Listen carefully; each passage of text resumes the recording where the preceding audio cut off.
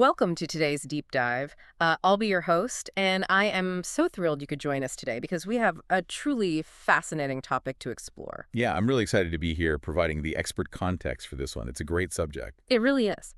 So, we are looking at this brilliant piece of writing by Rory Gagan. He's the director at Redbox Direct. And his work dives deep into the hidden cultural issues that absolutely make or break global B2B sales. Right, the stuff that happens behind the scenes. Exactly. So our mission for you, the listener, in this deep dive is to unpack a very specific, honestly, very dangerous blind spot that countless companies have.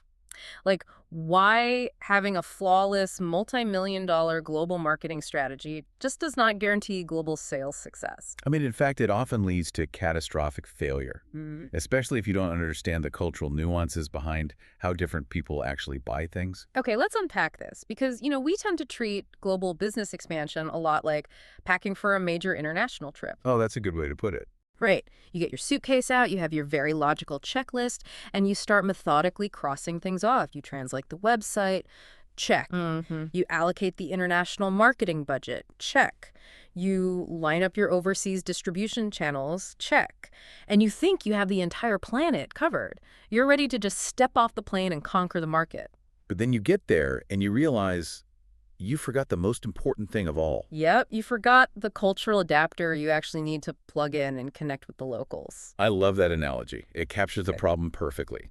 Mm. Because companies, they frequently confuse the mechanics of marketing with the mechanics of sales. Right. They treat them as the same thing. Exactly. And they aren't. Marketing can function as this massive blanket approach.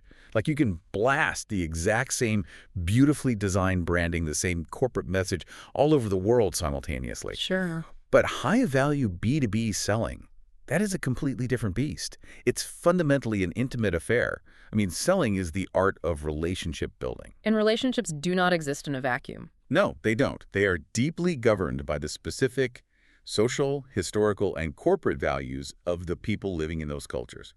Every single interaction you have with a potential client, from that first handshake to the final contract, it needs to be fostered with an incredible amount of care.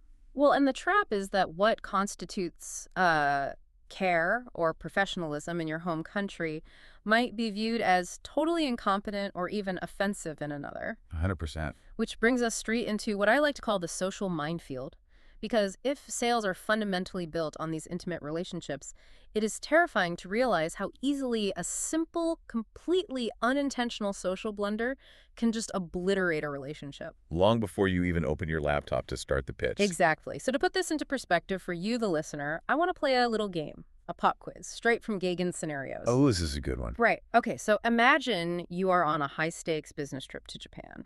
You've spent months preparing your pitch, you're wearing your best suit, but you are dealing with a lingering cold. Air travel always makes those things worse. Always. So we have two scenarios. Scenario number one, you're at a formal business lunch with your local hosts.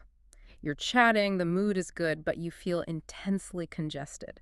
So you casually take out your handkerchief, you blow your nose at the table, and politely say, "Oh, pardon me, I'm feeling a bit blocked up today." Which is a very standard Western interaction. Very standard.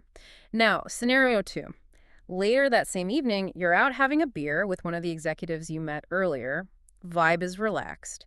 But out of nowhere, they start asking you highly personal questions about your employment situation. Like really digging in. Yeah, eventually explicitly asking, "So how much money do you earn?" Wow. So listener, which of those two interactions is the major socially inappropriate faux pas? It really feels like a trick question to a Western sensibility, doesn't it? It totally does. My immediate reaction is to push back on this. Wait, so someone leaning over a beer and asking exactly how much money I make is totally fine, but quietly and politely dealing with a physical cold at lunch is a major offense. Yeah, what's fascinating here is the underlying cultural logic that drives those two behaviors. Let's look at the nose blowing first. In Japan, blowing your nose in public is considered highly rude, Like a major breach of etiquette. a major breach. To understand why, you have to look at the Japanese cultural emphasis on communal harmony and shared spaces. Imposing your bodily fluids or your illness onto the shared space of a dining table is viewed as deeply inconsiderate. Right, it's not just about you, it's about everyone else at the table. Exactly. The unspoken rule is that unless you are suddenly overcome by an uncontrollable bout of sneezing, You must excuse yourself entirely. You take yourself and your congested nasal passages straight to the restroom to handle it in private. So no casual handkerchiefs at the dinner table. It's about protecting the sanctity of the shared environment over your own immediate comfort. Precisely that. Now, conversely, that highly personal salary question, it isn't a faux pas at all in that context. Which is wild to think about. I know. Because to a North American or European, being asked your salary feels like an aggressive power play or just incredibly rude prying. It triggers all our defensive instincts. Oh, absolutely. I'd instantly be like, why do you need to know that? Right. But in Japan, society's traditionally very hierarchical and context-dependent. Knowing where someone fits into the broader social and corporate matrix helps them understand how to interact with you properly. Ah. Furthermore, there is often just a genuine, unfiltered curiosity about what life is like in your part of the world. Salary is just a fascinating data point to them. It's a way of mapping out your reality compared to theirs. It is not an attack. And Gagan gives a fantastic piece of advice here for you, the listener. You don't actually have to answer the question. You aren't forced to hand over your tax returns or anything. You can just politely say you prefer not to discuss your personal finances, and your host will accept that without any issue. The crucial takeaway is your internal reaction. That is the key. You shouldn't take offense. You shouldn't sit there fuming, thinking, oh, they're trying to throw me off my game or belittle me. Because that internal reaction is everything. If we pull back to look at the larger implications, this isn't just about avoiding a few moments of awkwardness over drinks. No, because deals are closed by people. And people, universally, prefer to do business with people they like and feel comfortable around. Yeah. If you offend someone by blowing your nose at the table, you've disrupted their comfort. If you get defensive, cold, and angry because they asked about your salary, you've shattered the rapport. You are damaging the social interaction, and those interactions directly dictate your sales results. Man, that completely reframes the concept of being liked. But, exploring that brings up an entirely new, almost contradictory problem. Oh, how so? Well, being liked, being viewed as pleasant and agreeable is obviously crucial for making a sale in Japan or in North America, as we just established. But does that rule apply everywhere? Do you always want to be the friendliest, most likable person in the room? Surprisingly, no. And this is where the psychology of purchasing shifts dramatically depending on your geographic and cultural location. We really have to look at how deep-rooted corporate values fundamentally change what a buyer is actually looking for in a seller. Yeah. Our source brings in some heavy-hitting research to back this up, specifically referencing Professor Robert B. Cialdini's renowned book, Influence, Science, and Practice. Cialdini's work is foundational here. It highlights a stark, fascinating contrast in purchasing psychology. Let's compare Germanic cultures to English-speaking or Latin cultures. Okay. Decades of research show that Germanic cultures place a considerably higher emphasis on status and authority over likability when they're making purchasing decisions.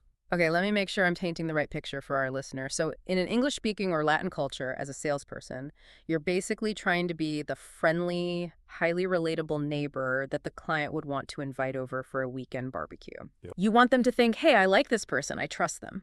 But in a Germanic culture, you need to project the aura of a decorated, serious general that they respect enough to follow into battle. That analogy hits the nail on the head. In English-speaking and Latin cultures, rapport is the primary currency. Finding common ground, being amiable, sharing a laugh, showing that you are a pleasant human being to collaborate with, that is how you build trust. Sure. But in Germanic cultures, the psychological lever that drives the purchase is fundamentally different. We have to consider the history of Germanic corporate culture. Which is very engineering focused, right? Exactly. Heavily rooted in engineering excellence, precision, and a very rigid formal credentialing system, like their famous Meister system. Because of this, they are deeply risk-averse in B2B environments. They aren't looking for a buddy. They want the general. Yes. They are looking for absolute, verifiable authority. They want credentials, profound technical expertise, and undeniable status in the field. So if you walk into a boardroom in Munich using your standard, folksy, hey, let's be friends, North American sales persona, you aren't just going to fall flat. You might actively make them suspicious of you. Oh, absolutely. They might look at all that smiling and backslapping and think you are trying to hide a technical deficiency in your product behind a charismatic personality. That is a very real risk.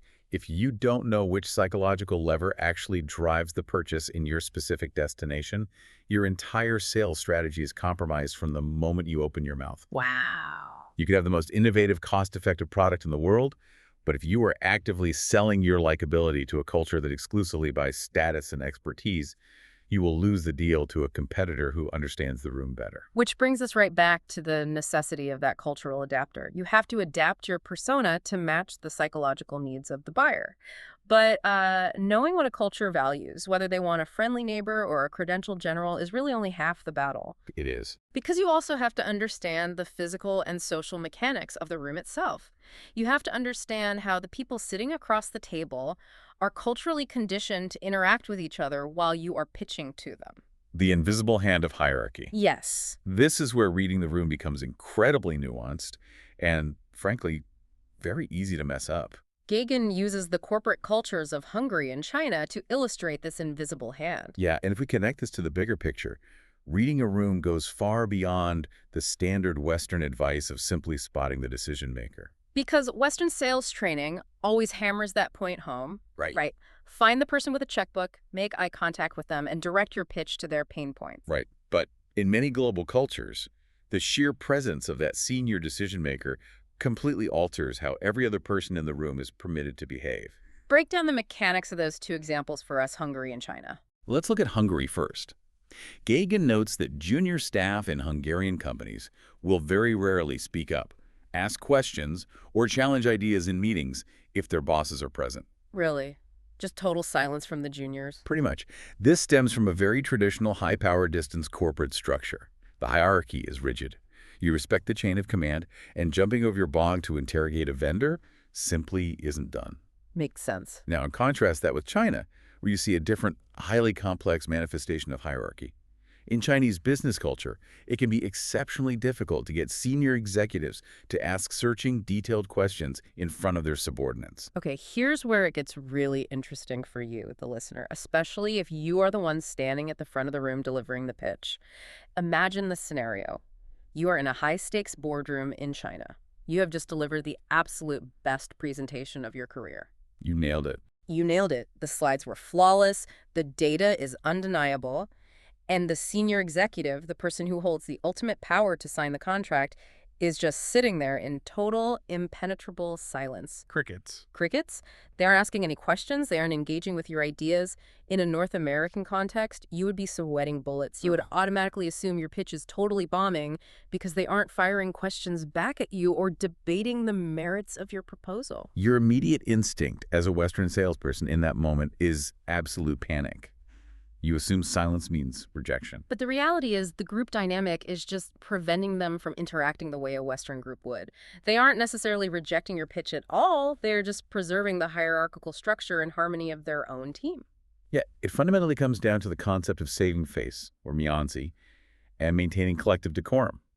A senior executive in that specific environment may not want to appear uninformed by asking a clarifying question about your product in front of their junior staff.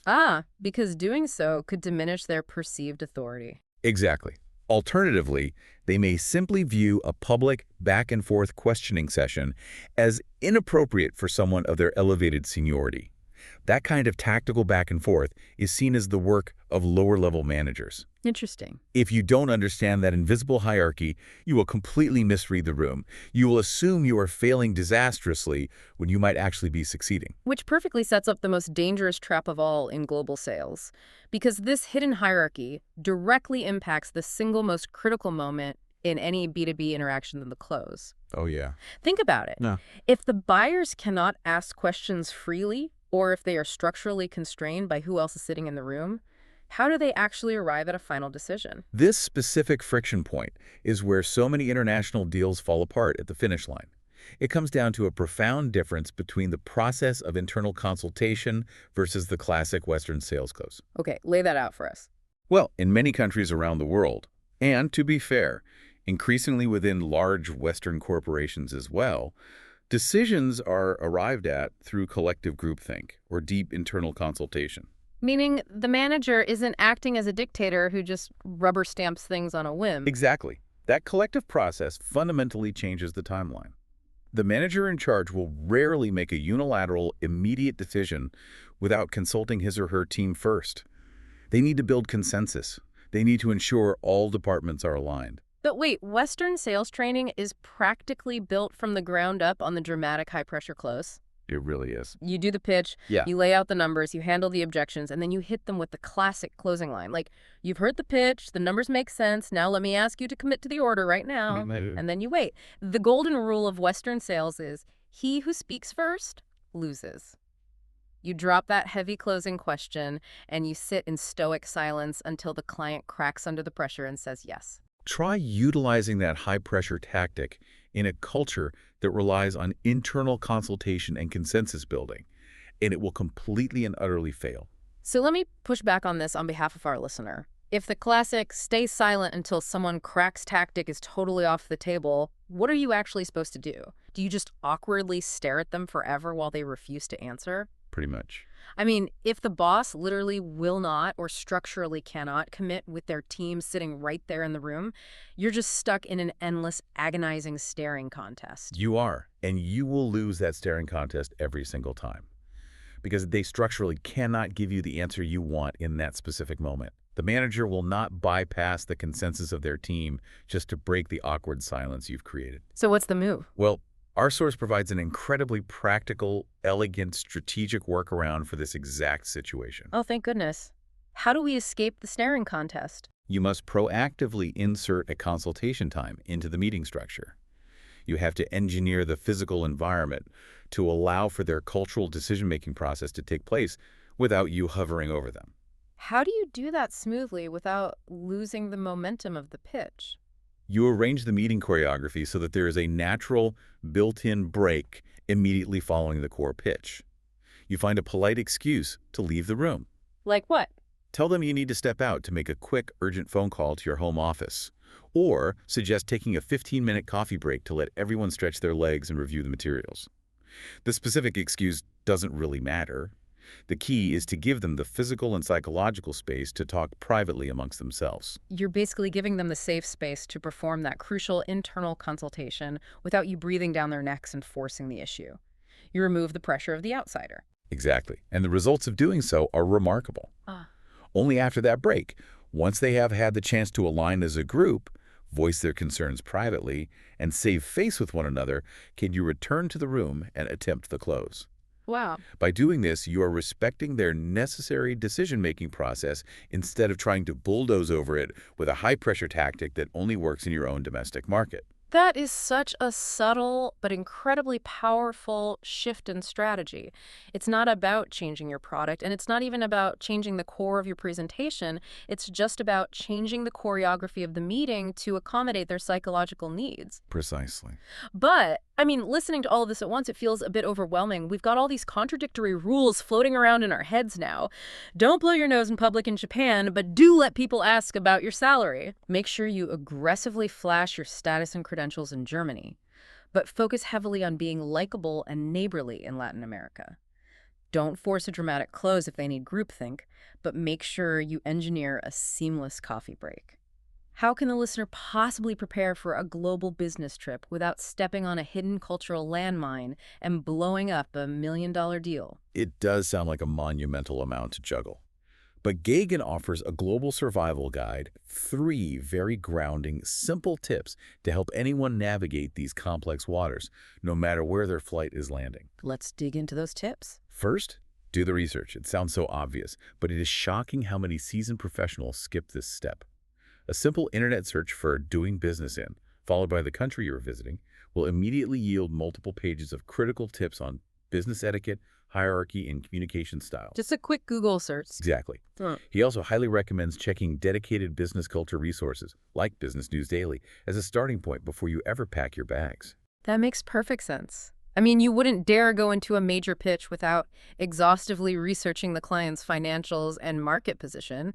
You shouldn't go without researching their cultural baseline either. It's just another form of due diligence. What is his next piece of advice? The second tip is incredibly reassuring for anyone feeling overwhelmed by all these unwritten rules. You don't have to be perfect. Oh, that's a relief. Right. Effort counts for a massive amount.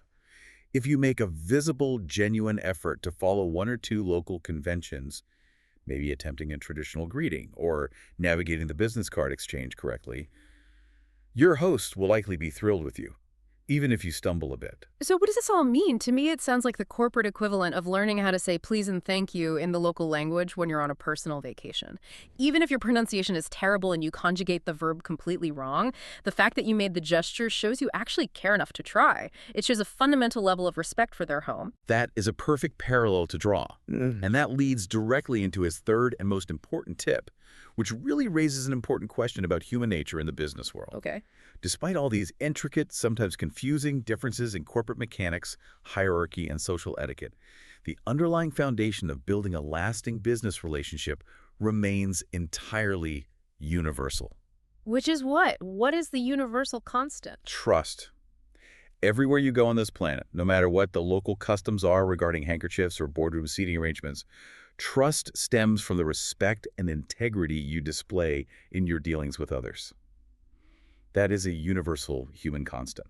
I really love that perspective. Underneath all the complex rules about saving face and projecting status, people are just people. They want to be respected, they want to feel valued, and they want to deal with someone who operates with integrity. Yeah. If you lead with that genuine respect, and you show that you've done a little bit of cultural homework to honor their specific way of doing things, you are going to be miles ahead of the competition who just flew in expecting everyone to act like Americans or Brits. The cultural adapter we talked about at the beginning isn't about becoming a totally different fake person when you step off the plane. It's simply about showing your genuine respect in a language and a format that your host country understands and appreciates. Well, there you have it. You, the listener, are now officially armed with the nuanced knowledge you need to achieve world domination in global B2B sales. And, perhaps more importantly, you officially have permission to excuse yourself to the restroom and go blow your nose now. A vital takeaway for any international traveler. Truly. We want to deeply thank you for joining us on this deep dive into the hidden cultural mechanics of global sales. It really changes how you look at the entire business landscape. But before we sign off today, I want to leave you with one final provocative thought to ponder. Oh, I'm always intrigued by these. It's something that wasn't explicitly mentioned in Gagan's research, but naturally builds on everything we've explored today. We've spent this entire deep dive talking about how you have to adapt your sales style when you visit a specific host country. You go to Japan, you follow Japanese rules. You go to Germany, you project German authority. Right. But what happens when two radically different global companies meet to negotiate a massive deal in a neutral third country? Imagine a scenario where a traditional Japanese firm and a highly status-driven German firm meet in a rented boardroom in Switzerland. Oh, wow. Whose cultural rules apply then? Do they awkwardly create a new hybrid global business etiquette on the fly? Or does the company with the bigger checkbook ultimately get to dictate the manners for everyone in the room? That is a fascinating dynamic to consider. The shifting power balances of cultural etiquette when home field advantage is completely removed. It really is. It's something for you to chew on during your next long international flight. Until then, remember to pack your cultural adapter right next to your universal power converter. Keep exploring, keep learning, and we will see you on the next deep dive.